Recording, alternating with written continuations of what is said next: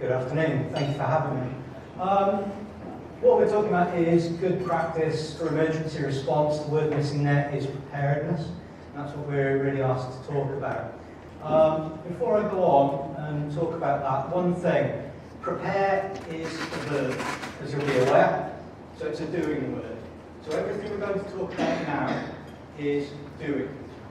We can write it down, we can put it in guidance as much as we like. Unless people go away and actually do it, it's utterly useless. Just words on a piece of paper. So we'll come back to that at the end, but I do just want to make that point before we start. Now, what I'm going to talk about here are some of the high-level principles. If anyone wants any deep dives into any of the particular aspects I'm going to talk about, please do come and talk to me directly, because otherwise we'll be here for the rest of the week talking about them all.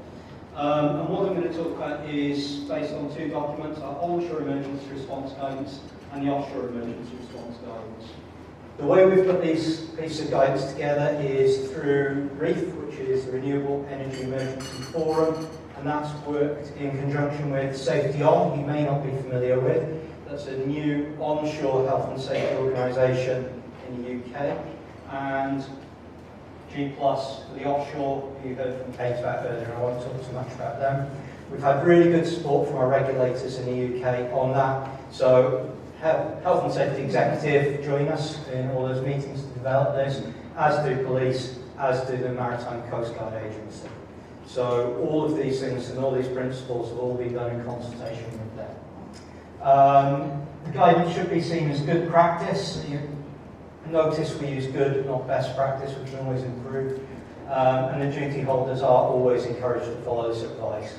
So what you want to take from it is entirely up to you. Now, it should be said, a lot of this was really driven by the HSE in the UK on the onshore side. They identified what they felt were gaps in terms of the industry's approach, and they pushed us very hard to do this. And that's really the genesis of Safety On being formed, was around this work and then expanding out into other areas. It's where we were and where we are will be a very different place. Offshore a little bit differently, we went through that cycle a few years ago. What you'll see there is the key principles for emergency response. So, again, I'm kind of aware of time if I start going into huge amounts of detail, but define scope. So what are our emergency plans for? What do they encompass, and most importantly, what don't they encompass? Clarity and command. Who's responsible for what? Now, especially when you start involving multiple agencies or multiple organisations in an emergency response scenario, you will need that clarity and command, because that is where you'll see failures time after time when you start doing washout sessions after an incident. So that's really important. Escalatory response. Now, ideally, we should, within our sites, within our projects, within our own organisations, be able to deal with any foreseeable events. However, where there is foreseeable or significant risk to quality of life and life itself, we may need to bring in other assets. And the key principle here is act soon, act quickly. You're better off getting someone or assets there faster rather than slower. So as my wife would say, you're better off looking at it than looking for it. Okay? So that's a really important one there. Relevant and current. Is it up to date? And does it take into account the particular issues that you have on the day? Mutual support. Now, this is very important offshore, but it can be relevant onshore if there are neighbouring projects, whether they be wind, renewable energy, or other, where you can actually provide mutual support across different projects, across different organisations. Then you may look at coming up with mutual support plans for emergency response. What your incident response is for the full life cycle of the incident, exercises and drills, and we'll come on to those a bit later, and obviously the training and competence. Now, I know we've probably talked about that already in some of the areas that we've discussed today. But forgive me if I'm moving on quite fast. So what should your emergency response file include? So the emergency plan incorporates a number of different areas. First one there is the ERP, the emergency response plan. That's what can we do for ourselves, essentially. Then we come on to the ERCOT, and that is how we will communicate, how we cooperate with emergency services to an incident that's beyond our control. So that's part of the escalatory response we just talked about. And the IERP, so again, we're talking about that mutual support. How do we include those other organisations we may rely on? So whilst each of these three things is a separate document, what is recommended here is that they all become part of that overall emergency response file, that emergency response plan. One of the key parts of your ERP, the emergency response plan, should include the context of the wind farm. What are we responsible for? This is your scope, essentially. So who owns it? Who are the duty holders? Generally, for us, we will look and say principal duty holder will be the owner. In some cases, depending on the business model, that might be the operator. In some cases, that will be operators and subcontractors as well. The wind farm assets, what's involved? Remember, we're not just talking about the wind turbine generators, you're talking about substations, you're talking about support buildings, you're talking about other areas as well that may be affected. And also the geographical boundaries, so please ignore the map, it's just an illustrative thing. But what you're really talking about is where we're responsible. Now again, without knowing the specifics of where your sites may be, there are some other issues on that. For instance, one of the big issues we have in the UK is the right to roam in Scotland. So of course anyone can cross any particular piece of land, so you are then therefore responsible for them when they decide to do so. So these sorts of things can become quite important with those geographical boundaries. Hazard identification. Now this is something you'll all be familiar with. You're all health and safety professionals pretty much in the room. So there's nothing I'm going to teach you here that's particularly new or tell you that's particularly new. But essentially, to ID our hazards, we're assessing, consulting, and identifying what we believe our hazards are. We're looking at the likelihood and consequences of those happening. We're looking at what is reasonably foreseeable. And we are then preferably grouping them into our low, medium, and high risk activities. Now, why the picture on the right-hand side as you look at it there? Well, as you'll be aware, our low, medium, and high risk activities change with conditions. So what is recommended is that we look at seasonal variation, we look at conditional variation, and we look at variation where circumstances change as well. And that needs to be taken into account at this planning phase. They should be reviewed and updated regularly, and risk assessment procedures that you would normally expect to involve professionally will be involved there as well. Exercise objectives. So really this comes down to the principle, I suppose, of train hard, fight easy. So the more we train, the more we practice, the better our responses are always going to be. So what are we trying to do here? We're going to test all our procedures regularly. Where we have specialist elements, the recommendation is that they are tested monthly. So that seems quite burdensome to the group, because it can feel that way. And it is important that we do it. Site evacuations recommended for testing 6 monthly. And tabletop exercises along with emergency services are always recommended. Now that can be really tricky. Getting emergency services to sit down with you, to join you, to get involved, just the tabletop exercises can be problematic. They are stretched, they are very often under-resourced, and finding time to work with you can be difficult. So make it as easy for them as you possibly can. External live exercises tested with emergency services is even more important. What are we actually going to do? And post-exercise reviews should be conducted and recorded, and that should involve all the players involved. Now, something I'd really like to highlight here, and I think it's very important, and we've seen it a few times in the UK, where we have, say, regulators will come in, they'll be involved, they will help in our emergency response exercises. And then when things go wrong in those emergency response exercises, it can be used as a little bit of a stick to beat that organisation or the industry. It's really important that where we work with our regulatory authorities, that we do so.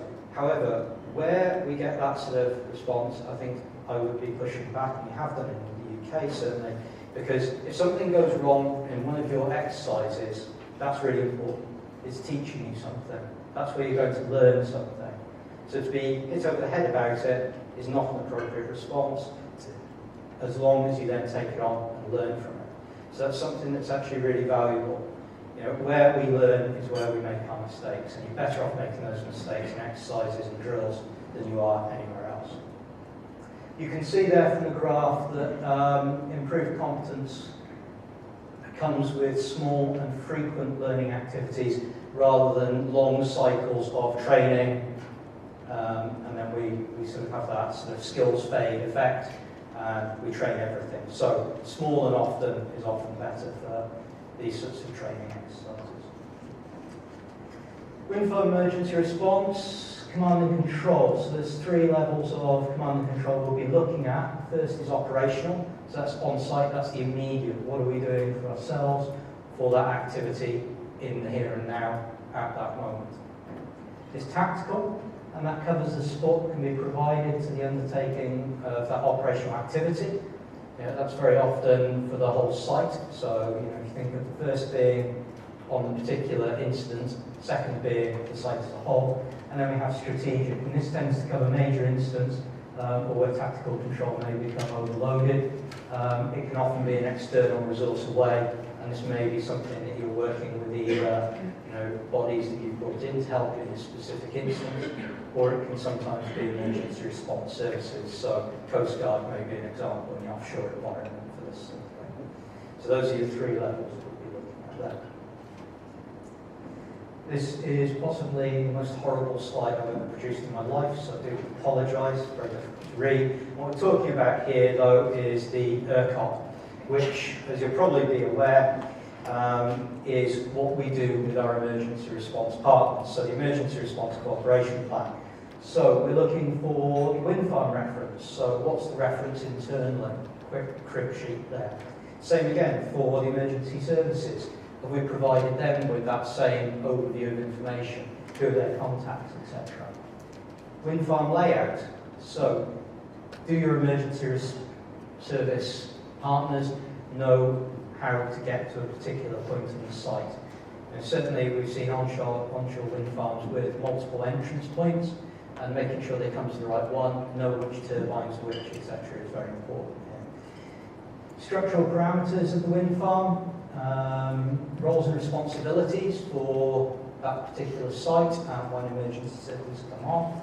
Emergency service liaison, and I'll come down to that in a little bit, and we'll speak separately about that. Details of any construction that may be occurring at that moment in time. Emergency shutdown protocols, maintenance and operations that are ongoing, site logistics, communication systems. This can be radios, your phone signals. These need to be assured and they need to understand what you're actually doing with them. What emergency equipment is on site that will be being used by your teams, their teams? Are they compatible? You don't want to be changing stretchers mid-stride, for a very simple example. And a copy of the site's emergency response plan. So that's what we'd recommend as a general overview is in that plan. So liaison with emergency services, easy way to remember this one is methane. So has a major incident been declared? This is the information you need. What the exact location is, and I don't just mean a wind farm, I mean the type of incident involved, the hazard present, or if there's suspected other hazards, access routes that's safe to use and available. There's no point in an ambulance turning up at a locked gate. Number, type and severity of casualties, and emergency services present and those required. Again, remember our escalatory response principle is better to have it and not need it than not have it and need it. So mutual support, this is what you might do with neighbour, partnering organisation, very, very similar. What's the wind farm reference sheet? What's the wind farm layout? What the communications site are? What the site protocols are? What the access limitations for a non-emergency response and non-duty holder organisation is? What the emergency coordination between the organisations procedures are, and command and control arrangements. This can really fall down very quickly where other organisations come in and try and assist you, and then essentially have different methods, different command structures, and that can cause significant problems. Next of kin. I don't know about anyone else in the room, you may have. I certainly have been in a position where you've watched next of kin receive news that isn't very pleasant, that's life-changing for them and their family. And this is a very specialist area. You can read it for yourself, you understand what we're saying. What we're saying is this needs to be someone who really knows what they're doing, someone who's a little bit dispassionate, who's a professional, who's trained. And what we recommend on this is quite often you either need very good internal support to do this yourselves, or very often it can be contracted out to specialists who will do this work for you. And I'd highly recommend you think about that, because this is a very difficult area. It's also the sort of area, if you get it wrong, you'll end up having to produce a lot of support for your own staff, or once they've been through this kind of process themselves. Media. So we live in a world where the media is moving extremely fast these days, social media being a particular issue. You can find that news is on Twitter, on Facebook, on other platforms far faster than you would ideally like it to be. So we do also recommend in all our guidance that there is a plan for media handling. That should be that all organisations involved should be responsible for their own information. If they are responsible for its release, they are the organisations responsible for that particular piece of information. You should provide the other involved organisations with advance sight of that. There should be an agreement in place for the timely response. If you don't receive that, then you're free to release. If an amendment is requested, that should be in writing to that release or press statement. And if there is a rejection of that amendment by any organisation, that should also be written and recorded for future reference. Provide partners with a copy no later than media release. Do not release it to the media and then tell your partners what you're doing. And only use the provided information once it's gone. So if someone else releases something, do not release it to the press before they have. Some very simple principles. Learning from events. Well, how do we stop lightning striking twice? So identifying lessons is a really important part of all this. So structured debriefing should follow any event or exercise, and they should involve as many of the players involved as possible. Scope to include all participants and aspects of the incident should be included, and priorities for change identified and a plan created for their implementation. Emergency plan really should be challenged regularly and amended regularly. If it's not being amended regularly, you're not looking after it. Lessons should be identified and openly shared. Now, one of the ways we do that is through both Safety On and G+, through Rhys as well, and through days such as this. And that's really important that the industry finds forums and methods to share its lessons learned and lessons identified. And that's something that can be done nationally, internationally, within organisations and without, but they should be shared, because that's what's going to really keep the regulators on side. And what that will do is optimise your learning from events, and that's vital for moving forward. Something I haven't mentioned here, like I say, trying to move through this fairly quickly, is performance indicators. So realistically, timeframes for certain key issues should be set by your organisations as a performance indicator. Those are things like rescue, evacuation and transfer. The duty holder should assess the time to a place of safety, moving a casualty to a place of safety. And you should also take into account variations there. So day, nights, for instance, adverse weather conditions, seasonal variations in access, ability to access, and other factors. It would be as simple as knowing that there's major roadworks going on an access point will affect your plan and need to be modified for that. So, like I say, try to move through this relatively quickly for you all. There's a huge amount of information involved. The guidance that this is based on will be released by Safety On and G+ sometime before the autumn, depending on their publication schedules. The Safety On guidance is designed specifically for the UK. The principles are perfectly applicable anywhere in the world. Just obviously the legislative and statutory elements are maybe less relevant elsewhere. The G+ offshore guidance is entirely international in its scope, and therefore would be of value to any organisations looking for offshore. Like I said at the beginning, prepare, which is what we're talking about, is a verb, it's a doing thing. Guidance is only as good as its implementation, and implementation is only as good as the safety cultures in your organisations. So it's the value you place on it that will matter. Like I say, we'll move through it fairly quickly, but if anyone has any questions, you can ask me afterwards. Thank you.